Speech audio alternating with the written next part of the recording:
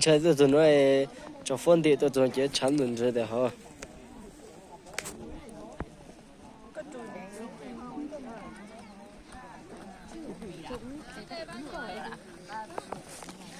quậy quậy cảnh này rung từ tuổi hay này cái mông phải mở tổ mà em đi bộ sao đúng một tròn một vòng luôn.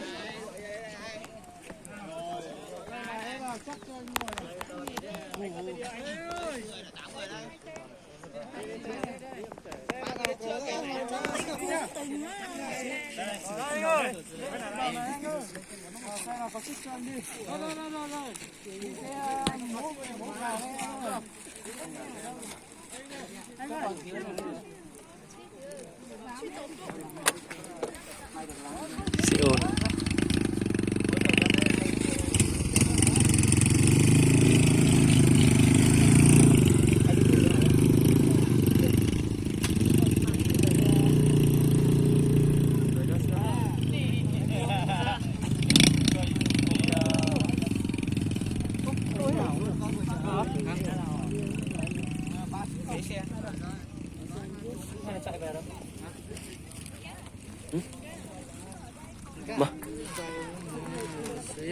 mà Đây vào đây là một té chán đi à. Mùi ra. muốn kêu à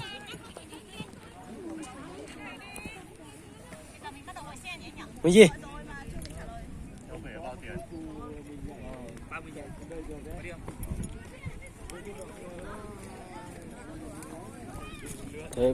thế bích chọn thôi bích chọn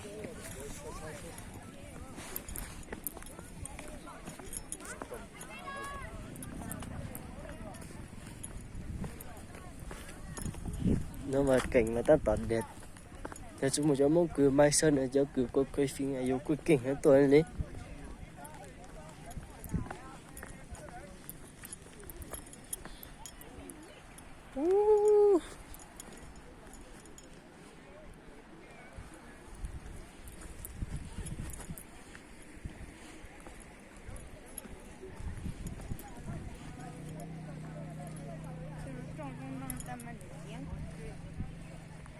bộ cảnh điện rất là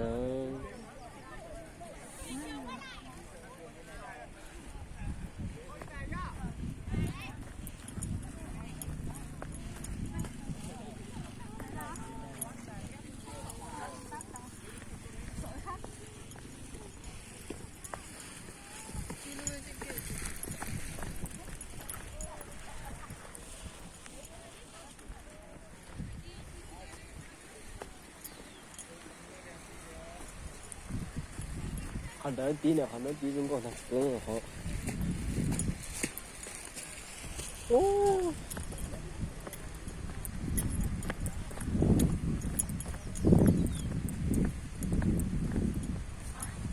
số cái những cái cảnh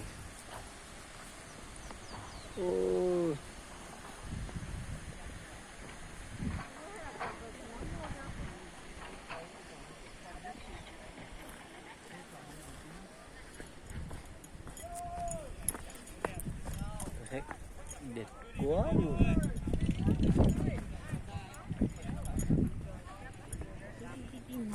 Giá chắn đâu.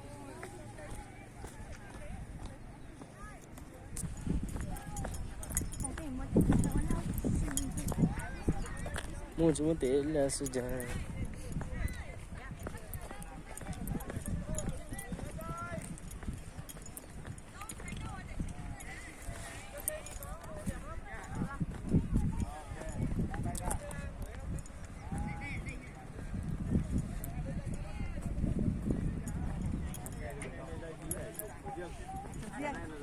cảnh của mọi người khám phá.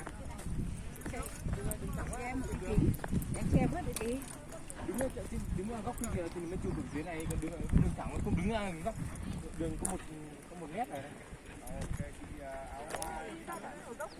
Không. Đi hết đoạn này họ chỉ cái mi giờ họ nói họ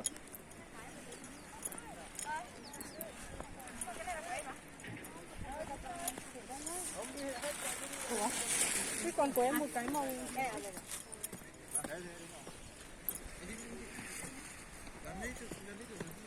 Nhìn hẳn đây này. Kính làm gì? Đây bên này nhé. Giơ tay bên này này. Đấy. Đấy. Ngồi đấy được đưa tay ra đón mây cũng được. Đẹp không chưa? Có ra gì không?